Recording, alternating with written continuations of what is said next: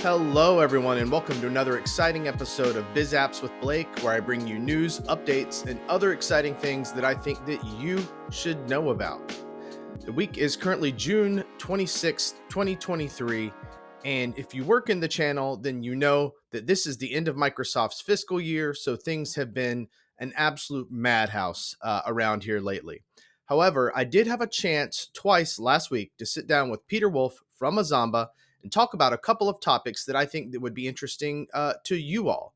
So the first one that we're going to talk about is RFP and the RFP process. And the second one we're going to talk about is trials and demos. So in the interest of time and for the length of these videos, we are going to air the RFP part this week and hopefully be doing the trials and demos one next week. So sit back, relax, and enjoy. Hey everyone, welcome back to the channel. I am recording a video right now that you are going to see in a future episode of Biz Apps with Blake. I have my esteemed guest, Mr. Peter Wolf, on the camera here with us.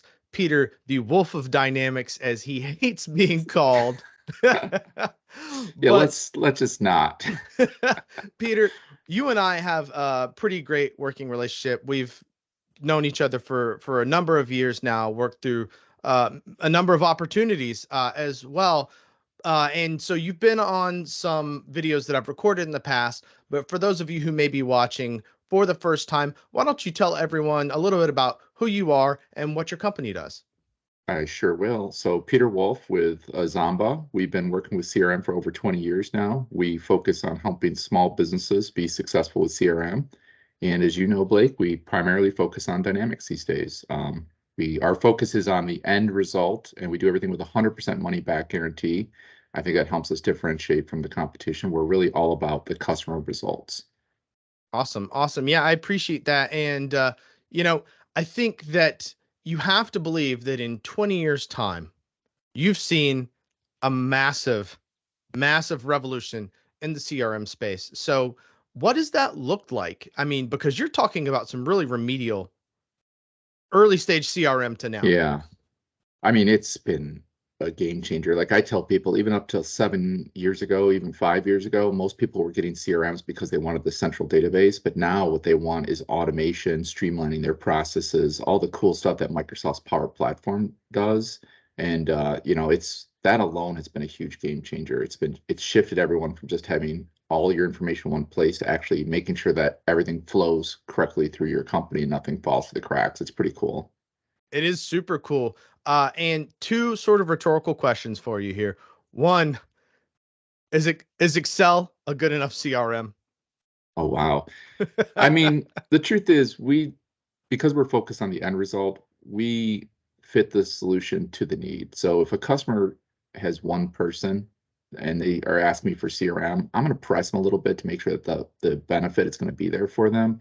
But if you're just a sole shop or 2 or 3 people, maybe Excel is good enough for you. Like I know it's sacrilege, but I'm not going to push a square peg into a round hole. We're all about delivering value, and so it's important that we don't go in assuming that they need CRM. We have to just say, are they doing the right thing already?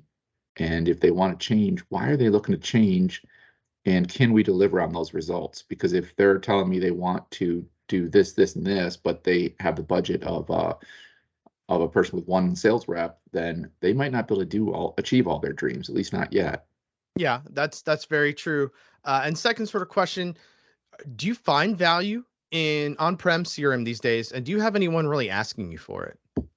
I do have people asking us for it, but I personally find no value in it. It's hard. We still have a portion of our customers that are on-prem with CRM, and they spend more of their time on infrastructure and environment and patches and things like that than they do with actually using and improving their operational flow with CRM. Our cloud customers, they've given up all those worries about infrastructure and environments and stuff, and now they can focus on automating this workflow, changing this process so that alerts go out properly, creating the Word templates and the email templates to increase efficiencies. Like they're focused on business results, not on technical stuff that they need to take care of just to run their operations.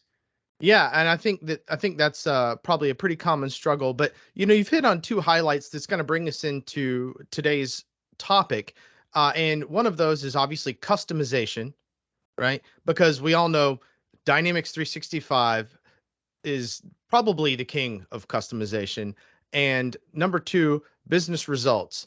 Those customizations and all of those things that you can help do to drive results. So but the topic that I know that you and I talked about, and the reason we hopped on here to sort of record this conversation, is we were talking about it seems like it's been time for public bids again, right? Everyone's Oh going out yeah. and looking at their public sector opportunities. And to be fair, you should. If that's something you like to work in, there's a huge market opportunity for public sector. And these bids can be, you can go to these sites and see these RFPs right away. And so you're not having to necessarily go out and hunt amongst your customer base. It gives you a whole revenue stream if it's something you're interested in. The challenge, Peter, I think that you and I find is that because of some of the customization and because sometimes with RFPs, it's hard to think abstractly about them, that there can be challenges with RFPs in the dynamic space. So, Peter, what are your thoughts on that? Well, I would say that public space for sure, but also private sector. A lot of private businesses will hire a consulting firm to do an RFP process, and they'll pay them a whole bunch of money to find the perfect CRM with a bunch of a checklist basically, and they send it out to 10, 20, 30 vendors or suppliers, partners like me, to get answers and say, check the boxes, and just let us know if you're going to be able to fit our need. But to your point, they miss the art in implementing CRM when they have you check boxes because a lot of things will look the same if you just look at a spreadsheet, but if you actually touch the system, play with the system, get a feel for the system, that's where the differences really start to show up. And with CRM especially, adoption is such a key part of getting the value from it. So you could have a perfectly technical system that checks all the boxes, but when the users go to use it, it's clunky, it's awkward, people struggle with it. There's going to be no return on investment because you're going to be spending all your time asking, begging, demanding that people use the system. So I'm not a real big fan of RFP processes anymore. I think the time for RFPs has come and gone because now you can get up and running with these CRM systems, especially in the cloud, and just test them out, especially for an SMB, like for a few $1,000s, you can actually get it spun up, get a little bit of training, test it out, touch it, feel it, own it for a little bit, and make sure if it's going to work for you or not. Make sure it fits your culture, make sure the flow seems smooth. I think that's a better approach, Blake. I think you couldn't do that 10 years ago because to set up like Dynamics, you'd have to set up a server, you'd have to maybe set up multiple servers, you'd have to, install the software, and it was very involved. But in today's day and age, because of the cloud, I can just go sign up for a trial subscription, get a little bit of training from a consulting firm like Azamba, and I can actually get some custom operational flows built out pretty low cost and do that as a proof of concept. And typically what I see happening is a customer could do a proof of concept with both Dynamics and, I hate to say the name, but Salesforce. SFDC? Yeah, SFD. We'll call it Salesforce or SFDC or whatever you want to call it. I think I wrote this article on LinkedIn. I said it rhymes with Failsforce, so trying to be a little funny there. But definitely, like you could spin up a trial of each and have your people actually touch it, feel it, test it, get our hands-on experience versus someone like me doing a demo. I can do a demo with the best of them. I could show you a demo of Dynamics. It'll make you cry. It's so beautiful. But really, if you really want to know if it's going to work for you, a proof of concept where it's in your environment. We used to call them conference room pilots, but it doesn't need to be in a conference room these days. It's all virtual. But you can get your hands dirty with it and actually use the software for a week, 2 weeks, 4 weeks, and make your decision that way. I'm I Oh, I'm go ahead. probably beating that one to death, but that's like, to me, that's a much better process than doing an RFP where you're getting this not stale, but this static check boxes on an Excel spreadsheet that doesn't really give you a good feel for how it's going to work in your business.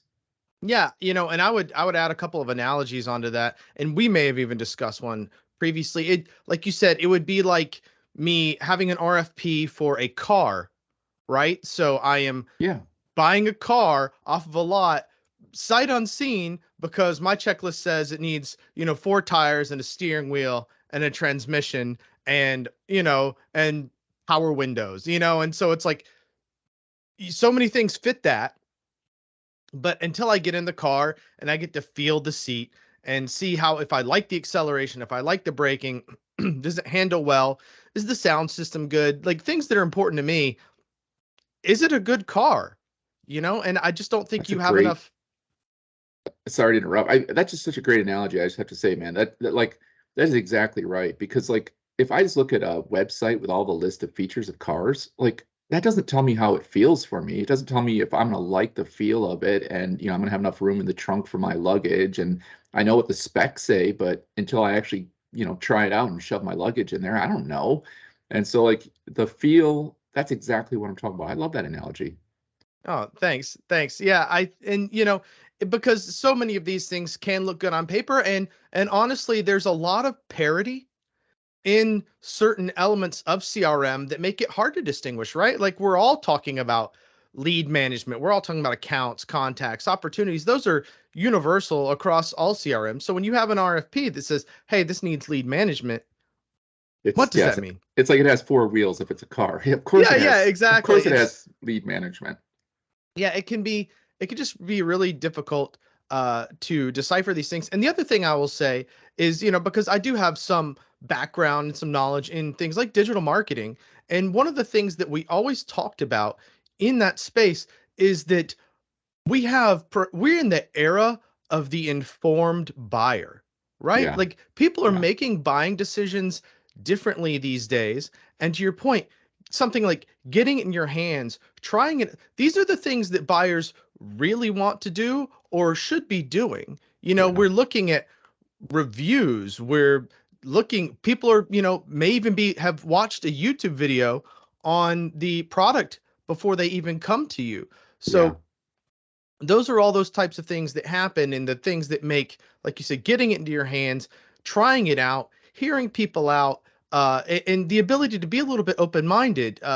Before the hit the record button, I know I had mentioned, sometimes an RFP might say needs to do this, and they don't really give you outside of yes or no or high, medium, or low priority, they don't give you a space for, well, let me explain. And yeah, sometimes you have to do that in a system that, dare I say, Dynamics intends to be customized, right? Out of the yeah, box is lackluster. You should be customizing your system to get maximum result and to make it perform the way you want it to.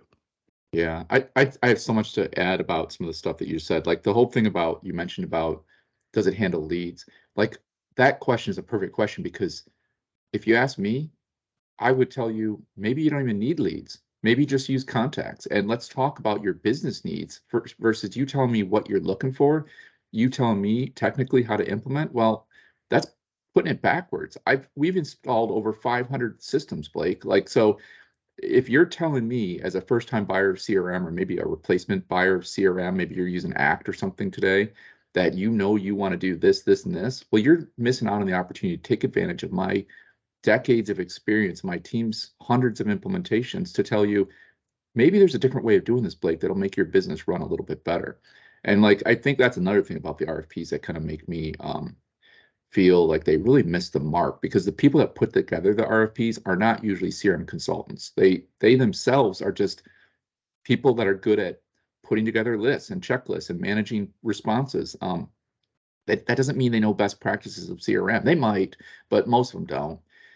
Another thing that you brought up there was, geez, what was that last part you brought up about Informed buyers? the informed buyers? Yeah, there's so much information out there, and it kind of blends in with that. Like, I think where a lot of people will start to do an RFP process is they're afraid to make a bad choice, right? And again, I don't think the RFP process gives you a good choice. It just gives you someone that you can blame if it was a bad choice. Hey, we paid these guys $50,000 to do an RFP for us. This is what they came back with. Yes, we picked, but they kind of narrowed our choices down. I think a better approach is do a conference room pilot, a proof of concept. For most SMBs, you can do that for a few $1,000s. Just start with a real slim functional set. You can test out the top systems. I mean, let's face it, the top two CRM systems are SFDC. I can't even say it. SFDC is a good way to say it. So four-letter SFDC, word. yeah, four-letter word, and Dynamics, which is, I mean, those are the top two. Maybe if you're in a certain vertical, you might have vertical solutions to look at, but I would do a conference room pilot of those two and really get a feel for it.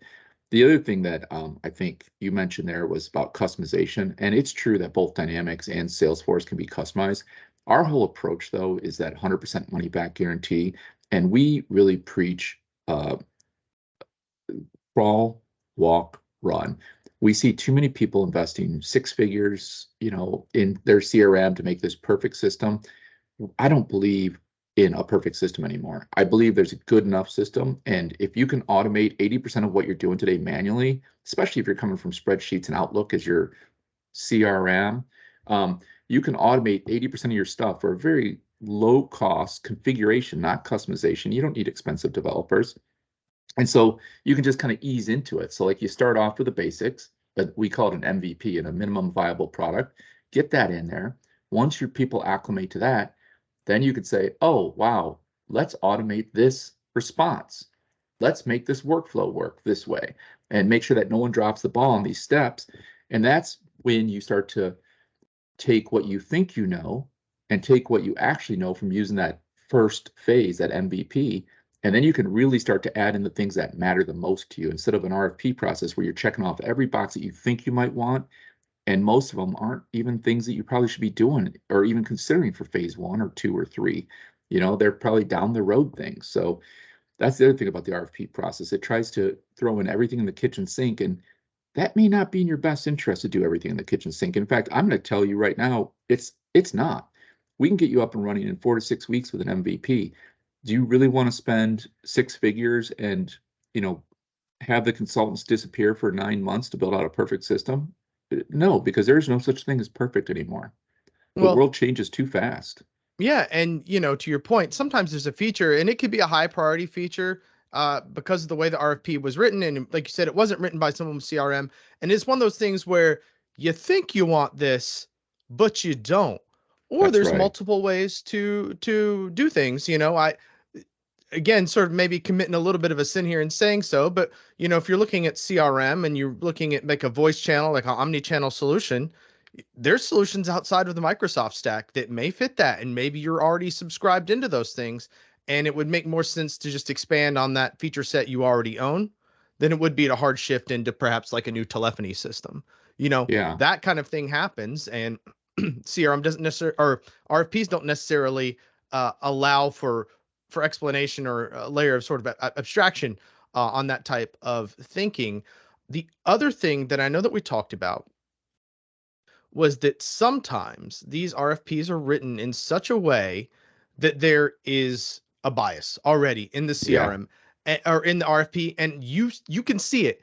I've seen dozens of RFPs that our MSPs of ours have reached out to us and said, "Hey, can you take a look at this and see if Dynamics would be a good fit?" I'm sure you've had many of those emails as well, and you look at it and you're like, wow, this feels really biased, like they're leaning heavily on a HubSpot feature set or on, CRM must include the name force in it somewhere. And you're like, like, why are we spending our time on this? So what are you seeing a lot of bias? How do you overcome something like that? So your points are so funny because they're so accurate. Like the truth is funny sometimes because it's dark, but you're right. Like there is bias in there, and I think like I'll tell you a little anecdote. Like about 15 years ago, this was back in the early days of CRM, where I think RFPs probably had a purpose. I went through this RFP process. I was one of the last two contenders. The user base actually liked our software better. I was not representing Dynamics at the time. But then the IT manager said they went a different direction. I said, why? And he goes, because I'm not going to get, uh, uh, my resume isn't going to look good implementing your solution. I want to implement SFDC. because that's a resume builder. And I said, do Oh the users man. know that's how you're making this decision? He goes, no, but it doesn't matter because I'm the IT manager, so I'm choosing. So it's like, why did I waste my time going through your RFP process? I'm not cynical about going through RFP processes, but I do go into them with caution these days because I don't want to be the worst thing that you can do in sales is spend all your time to be second place. And so if there's biases already built in, then I'll try to avoid the RFP process. I think that there's no point in chasing an RFP where you can clearly see it stacked against you. Now, there might be a case where someone actually just needs a marketing solution and HubSpot is the better solution.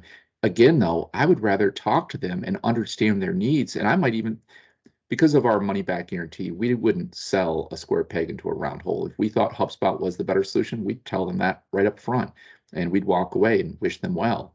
But you can't tell that in the RFP process. And I wrote that article on LinkedIn, and maybe you can link to it in your video somehow. But Definitely. I would prefer an RFP just had answers to three main questions: why are they looking for CRM? What are they hoping to get out of it? And why now? Why not next year? Why not last year? Tell me what's driving you so I can understand what is really in your headspace. And then as a solutions guy, my team can get creative and make sure that if we have the right fit for you, we're going to explain it to you in the best way possible and give you the best practices and the lowest cost way to get that MVP up and running.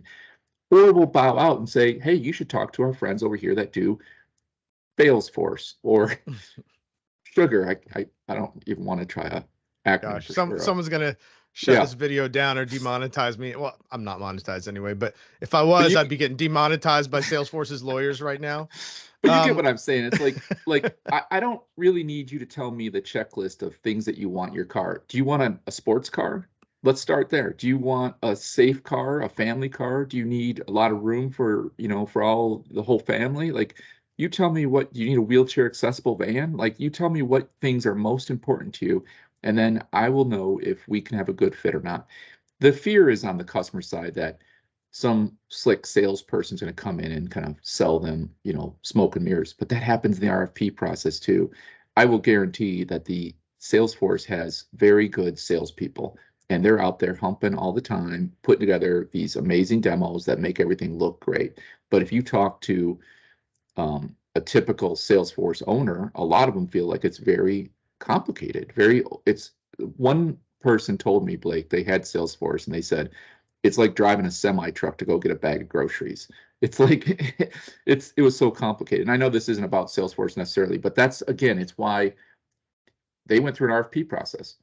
And so that's why, in my opinion, just another example why the RFP process is broken, because it looked good on paper, but when they actually got it in there, it was too much for them. And Dynamics might be too much too. So again, you do it the can low be. cost RFP, see how it works for you, see how it feels. Um, in my opinion, and now we're kind of getting a little bit down into the weeds, but my opinion, the number one feature that most SMBs love about Dynamics is the integration with Office, especially Outlook, because as a salesperson, I'm in Outlook all day long. And so for me to use my Dynamics, I'm in Outlook. I don't even need to go to CRM most of the time. And like that alone is like, once people see that, like they're sold on it.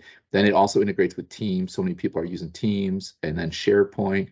Like that, what Microsoft has done there is honestly such a huge game changer as far as Struggle. adoption goes, because everybody can sit in the tools that they prefer and still record stuff in CRM for the benefit of everyone else.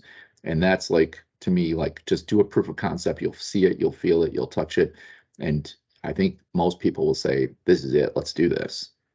You touched on something a minute ago that I want to just kind of circle back on, and you kind of talked a little bit about the sales process. And yeah, I feel like people are afraid of having somebody who's slick in sales and they're pushing, perhaps a heavy agenda, or they have something sort of behind there because they just want to get the sale out the door instead of, very consultant based sales. I think that's the advantage when you, at least for me, when I get into like an area of like technical pre-sales, you know, obviously Microsoft is my thing, but at the same time, I do want you to end up in a solution that's gonna fit because in the distributor side of things, I have to maintain a good relationship with you, and that doesn't happen if I'm selling snake oil.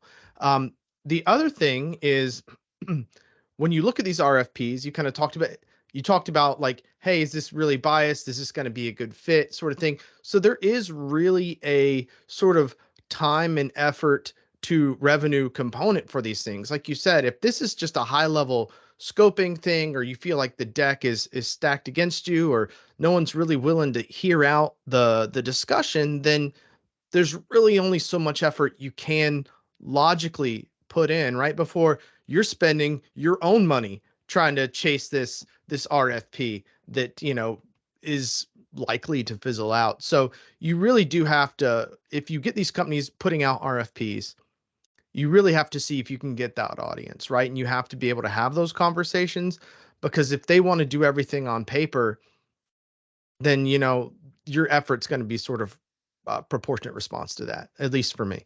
Man, I so agree with you. Another thing that happens kind of related to that is on the RFP, they'll ask for this, that, and the kitchen sink. Like I was kind of hinting at before, like they're describing the perfect system that every stakeholder's thrown their 2 cents in about what they need. That's not the way I would implement CRM. I would never implement CRM that way anymore.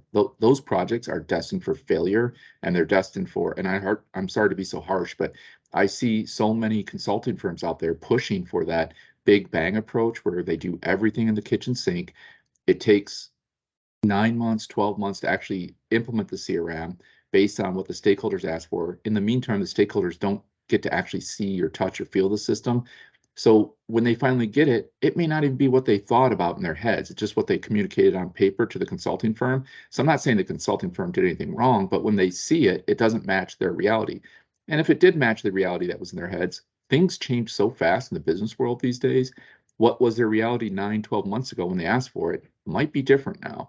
So like I would never, when I see a big RFP with like a laundry list of 400 different items, that immediately makes me run for the hills because I feel like they're not being advised very well. They're setting themselves up for failure. So even if we won that bid, we would need to re-engineer everything they thought about how they're going to do their CRM. And that itself is going to be a time-consuming process.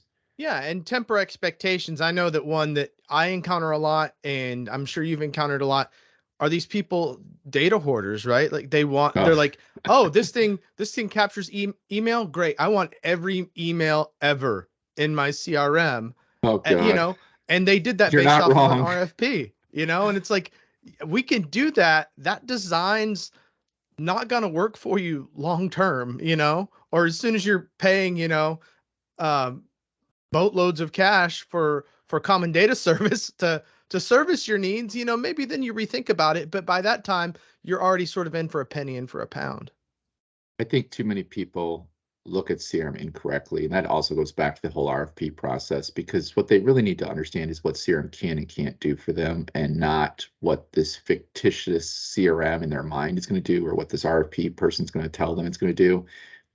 Brass tacks, if you're on Outlook and Excel, almost any CRM is going to help you move that forward and like just do the lowest cost affordable system. I mean, that's one of the reasons why we built our CRM in a can product, our low end CRM in a can, just because for the SMBs that just need basic, I want to get out of Excel and Outlook because I know it's not helping me anymore and the right hand doesn't know what the left hand's doing. Just go to a basic holding area. Then you can engineer your wildest dreams as you go and you learn more about what CRM can and can't do for you. The world is changing though, because more and more people now have used CRM, so they kind of know what to expect. 5, 10 years ago, there was still, I'd say the majority of SMBs had not even used a CRM. So the world is changing slowly and steadily that people know what to expect. Um, but even those people, I would say, don't expect what you had at your last day of your last job.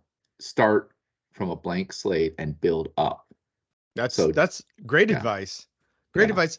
And so to put a bow sort of on this conversation, if I'm an MSP, if I'm a VAR, and I'm either looking at PubSec bids, or I have a client who wants to come to me with like an RFP for something around CRM, what should my next step be?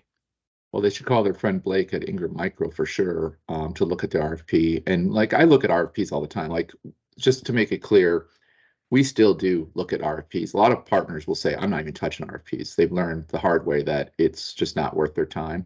For me, I've gotten some of my best customers from RFPs. But what I do is I evaluate the RFP, I look through it. If I see a list that's 400 items long of checkboxes, I'm not interested. But if they have a very clear, tightly managed scope and they're clearly expressing their needs, not just a checklist of items, and if I see I can add some value to that to help steer them in a direction, I'll go after those RFPs all the time. And so I think like if any of those partners run into that situation, they should reach out to you. They could definitely reach out to me too. But I might, if there's opportunity, just talk to my customer and say, hey, I don't know how much you've already spent in this RFP process. If you already spent it, it's sunk cost. People aren't going to reverse that choice. They're going to go forward with the RFP. But if they haven't spent it and they're thinking about it, I would say, hey, maybe you should just do a proof of concept project for Salesforce and Dynamics, and let's just see how those roll out, because those are going to be your top two choices at the end of the day. Yeah, and I think that's great advice. Like you said, you have to get in front of these people. You have to find a way to break down that barrier of this wall of RFP and get to the human and say, can we have a conversation around this? Is there flexibility here? Like, are you willing to hear us out on a solution that doesn't have to necessarily isn't fitting square pegs into round holes, that isn't super rigid? So I 100% agree with you. And I think that very shortly here, we're going to be recording a part 2 talking about conference room pilots and trials. So putting sort of a bow on this conversation, like I said, RFPs can be really difficult to navigate. Lean on us. We are experts. We've done this tons of times. We'll tell you whether it's a good opportunity, whether it's worth pursuing, how much of your effort as an MSP perhaps you even should be putting into this. And if you'd like to hear more insights on RFPs, Peter, you are, what is it, CRM Wolf at LinkedIn? Yeah, And linkedin.com/CRM Wolf, I believe. And Peter's got a great article he authored just less than 6 months ago or so. What is a request for proposal and how to do it correctly? That's got his full insights where he had a chance to even edit his thoughts Yeah. prior to hitting submit. So I'll link that in the video description as well. Peter, thanks so much for this. Viewers, stay tuned for a part 2 coming probably next week. Thanks, Blake. Appreciate it. Thanks, Peter. And that's it for this episode. So please join us next week where we go through part 2 of our conversation, where we talk a little bit about demos and trials and share our thoughts on that. As always, if you like the video, please feel free to leave a thumbs up, like, comment, subscribe, all that good stuff. Thank you so much, everyone, and I'll see you in the next one. Bye-bye.